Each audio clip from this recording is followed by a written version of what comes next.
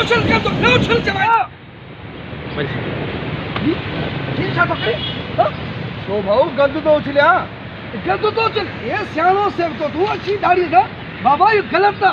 ये तू पानी में तो उछले गंद तो के खबर है तो यो गंद ने पानी में तो वने अगे असा जब बाहर पानी दा पिए इंसान साथ पानी तो पिए और जेकर गंद तू उछली दे तो खबर भी थई तो यो पानी खराब थी दो और न में खबर ते केतरे बीमारियों तो पैदा थिन यार हाणे दुनिया उछले दी पई जेकर मां उछले तो छा थी पियो हेरे तो जो केनो गंद पयवा होले तो केनो गंद पयवा सब उछलीना रस कनाल में जेकर मां उछले तो छा थी पियो यार अफसोस है मुखे तहां जी सोच थी हुन उछलियो बाबा तू बेन के छडे दे तू सियानो से तो ही एडो सारो ही तू सुन ही तू गंद पानी में तो उछले अगते मानू ता पानी पियन जानवर ता पानी पियन बाबा इन अगे तो सुकाए खबर अगे बीमारी हुई न हुई न बीमारी हाणे ॾिसो नालीअ जा नेकरा भी पानी में करे छॾे थो रस किनाल में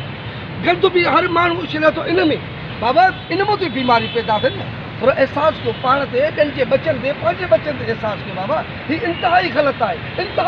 आहे इन मां माण्हू खे बीमारियूं थी पैदा थियनि बाबा वसदा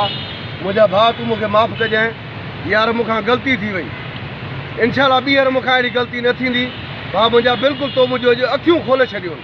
ऐं इंशाअल्लाह ताला मां ॿीहर हिन रेस किनाल में गंद न उछलींदुमि ऐं गंद पेटी में न उछलींदुमि इहो मुंहिंजो तोसां वाइदो आहे भाउ मूंखे माफ़ कजांइ अदा बड़ी मेहरबानी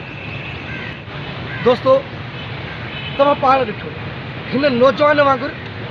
अहिड़ा हज़ारी माण्हू आहिनि जंहिंजी इहा सोच बिल्कुलु ग़लति थी चुकी आहे माण्हुनि एतिरे क़दुरु करे छॾिया आहिनि पंहिंजे घरनि जा जेके किना नाला आहिनि नेकर आहिनि उहे साफ़ पाणी पाक पाणी में हिननि लोड़े छॾिया आहिनि जेको अचे थो पंहिंजो घिटीअ जो गंद कचर दुकान जो सॼो हिन पाणी में था उछलनि इहो नथा सोचनि त इहो पाणी पियूं बि असां था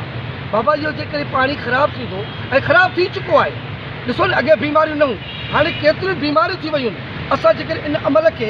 सभु गॾिजी न रोकींदासीं त यकीन कयो त असांखे पाणी पीअण खां कोन मिलंदो ऐं असांजा बच्चा तड़पंदा रहंदा त दोस्तो वधि में वधि पंहिंजो ख़्यालु पाणी क़ीमती आहे उनजो क़दुरु कयो उन इलाइक़नि में ॾिसो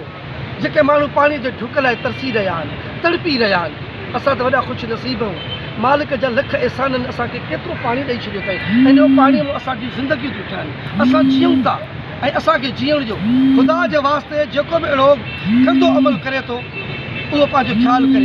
ख़्यालु करे असांखे जीअण जो तव्हांजी वॾी महिरबानी ऐं लख थोरा